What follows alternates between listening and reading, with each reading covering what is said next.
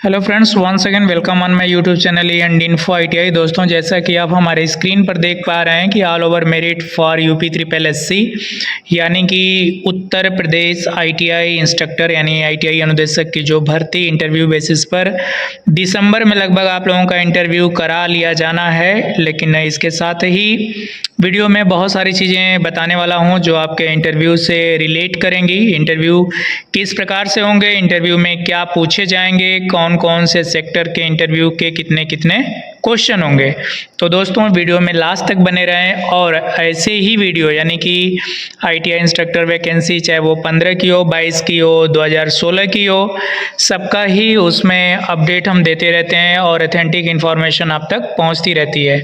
तो इस वक्त हम लोग बात कर रहे हैं vacancy ITI instructor Uttar Pradesh 2016 की, जो यूपी ट्रिपल एससी के थ्रू होने वाली है। जैसा स्क्रीन पर देख पा रहे हैं, बहुत लोगों ने इसके बारे में मुझसे कमेंट में सवाल भी पूछा था। दूसरा कि मेरा Telegram group E and info ITI अनुदेशकों का है, आप उस टेलीग्राम ग्रुप को ज्वाइन कर सकते हैं। वहाँ सब लोग आपस में डिस्कशन करते रहते हैं, जो भी उनके शॉर्ट या लॉन्ग डाउट्स आते हैं उस पर वो कन्वर्सेशन करते हैं। साथ में ही वहाँ पे उनको कंक्लूजन भी मिल जाता है, परिणाम भी मिल जाता है कि उनकी समस्या का निदान क्या है।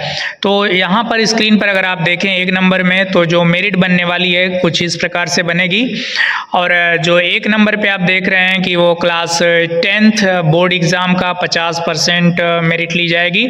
और टेक्निकल डिग्री यानी कि टेक्निकल डिग्री में आप आईटीआई भी होंगे, अप्रेंटिस होंगे, डिप्लोमा होंगे, डिग्री होंगे, उसका 20% लिया जाना है। सीआईटीएस को जो वरीयता के क्रम में रखा गया है, उनको सीआईटीएस यदि आप किए हैं तो 15% एक्स्ट्रा आपको मेरिट में दिया जाएगा। एक्स्ट्रा दिया जाएगा यानी जो लोग सीआईटीएस नहीं होंगे उनका 15% ये माइनस हो जाएगा, ये उनको एग्जेप्शन नहीं मिलेगा, ये लाभ उनको नहीं मिलेगा। तो आपका अगर मैं 1, 2, 3 यानी class 10th technical plus CITS तीनों को अगर प्लस करूं तो टोटल 85% हो जाता है। इंटरव्यू जो आपके होने वाले हैं 15% के होने वाले हैं। तो ज़्यादातर चीज़ें इसमें मतलब इस वैकेंसी में स्कोर करने के लिए उन लोगों के लिए बेस्ट होगा जो सीआईटीएस होंगे। तो सीआईटीएस होंगे तो 15% वो बढ़ जाएगा। और इंटरव्यू अगर उनका अच्छा जाता है तो 15-15, 30% तो यही उनको मेरिट में लाने का काम कर देगा। तो इंटरव्यू का 15% है। मैं ये भी बता रहा हूँ कि इंटरव्यू में यूपी ट्रिपल एससी किस प्रकार से आप लोग से सवाल करेगी, क्या क्वेश्चन करेगी, किस प्रकार से करेगी। तो ये 15% में आप मैक्सिमम स्कोर कैसे पा सकते हैं, कैसे प्राप्त कर सकते हैं। तो 1, 2, 3, 4 अगर टोटल चारों को प्लस करें तो आपकी 100% मेरिट हो जाती है। अब मैं आप लोगों को दिखाता हूं कि इंटरव्यू कैसे होंगे, इंटरव्यू का बेस क्या होगा, इंटरव्यू में सवाल किस प्रकार से होंगे। तो वहाँ पे जो 3 से 5 कमेटी मेंबर होंगे और मेरे बताने के हिसाब से 1, 2 कम या ज़्यादा भी हो सकते हैं, लेकिन 3 से 5 के आसपास कमेटी मेंबर होते हैं जिनके बीच में आप इंटरव्यू दे रहे होते हैं।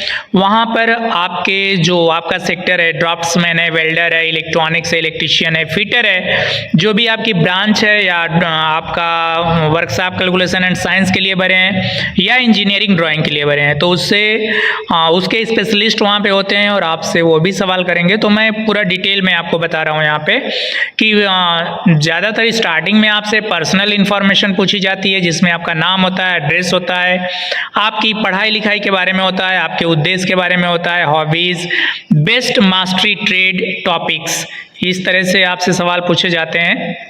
साथ में ही आप इस फील्ड में क्यों आना चाहते हैं, आईटीआई में क्यों आना चाहते हैं, ये सब सवाल भी होते हैं। और आपने अभी तक आप क्या कर रहे थे, अगर आईटीआई में आपका अपॉइंटमेंट नहीं हुआ तो आप किस सेक्टर में काम कर रहे हैं, ये सारी चीज़ें वहाँ पे आपको एक्सप्लेन करना पड़ता है। जिस प्रकार से अब जितनी भी बातें बताया हूँ इसमें से कौन से टॉपिक को वहाँ पे पूछा जाएगा, लेकिन लगभग सब इसी में से होता है। दूसरा सेक्टर आता है रिलेटेड टू जॉब पोस्ट, यानी कि वर्तमान में आप क्या कर रहे हैं, किस पोस्ट पर जॉब कर रहे हैं, वहाँ की आपकी जॉब प्रोफाइल क्या है, किस तरह का काम है, आप टीचिंग में हैं कि इंडस्ट्रीज में हैं, किस तरह से हैं। प्लस साथ ही करंट अफेयर्स यानी वर्तमान में हमारे कंट्री में या कंट्री के बाहर क्या चीज़ें हो रही हैं, जो उनको आएगा, जो उनको इच्छा करेगी कमेटी मेंबर आपसे पूछ सकते हैं। Subjective question, simple as well as tricky level question, यानी कुछ आपको लॉजिकल टाइप के भी क्वेश्चन होंगे। उसके बाद आइए question related to department. Question related to department यानी कि आप आईटीआई में नौकरी करने आ रहे हैं, आईटीआई में आपका अपॉइंटमेंट होने वाला है, तो इसमें पूरे प्रदेश में कितनी आईटीआईज हैं, इससे सवाल हो सकता है। आपके डिस्ट्रिक्ट में कितने आईटीआईज हैं, आपके मंडल में कितने आईटीआईज हैं, जिस जगह से आपने आईटीआई करा है आपके ज़िले में जो आईटीआई है वहाँ पे कौन कौन सा ट्रेड चलता है, ये पूछा जा सकता है।